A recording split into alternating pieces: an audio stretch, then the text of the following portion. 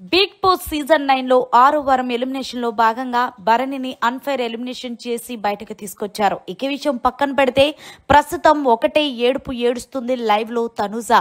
ఇక Tanuja big boss camera ముందు మాట్లాడుతూ, ఎందుకు బిగ్ బాస్ భరణి నాన్నని మీరు ఎందుకు ఎలిమినేషన్ చేశారనేది నాకు అర్థం కావట్లేదు.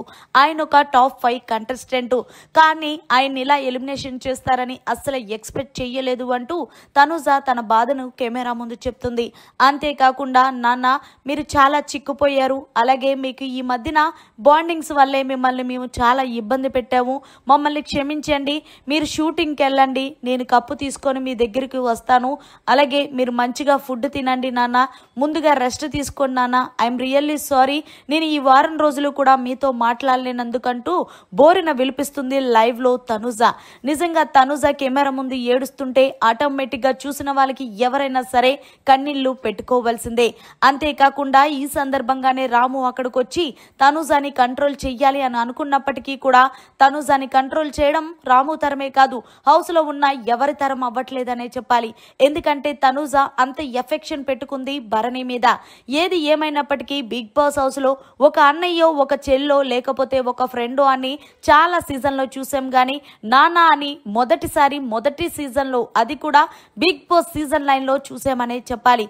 ఏది ఏమైనప్పటికీ కూడా తనుజ అయితే గనక భరణి గారు ఎలిమినేషన్ అయిన తర్వాత వీక్ అయిపోయిందనే చెప్పాలి.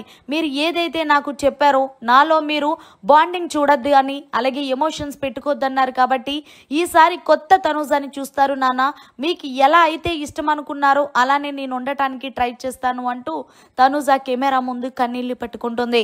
ఏదేమైనా సరే బిగ్ బాస్ టాప్ 5 కంటెస్టెంట్ ని భరణి గారిని ఇలా ఎలిమినేషన్ చేసి బయటకి ఎందుకు పంపించారనేది అర్థం కావట్లేదు.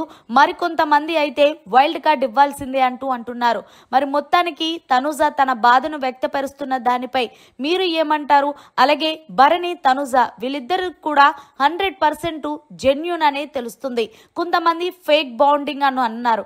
మరి మీరేమంటారు? ఈ రోజు చూసిన ఎపిసోడ్ ప్రకారం తనుజ భరణిది ఇద్దరిది ఫేక్ బాండింగా లేకపోతే రియల్ బాండింగ్ అనేది కమెంట్ చేయండి.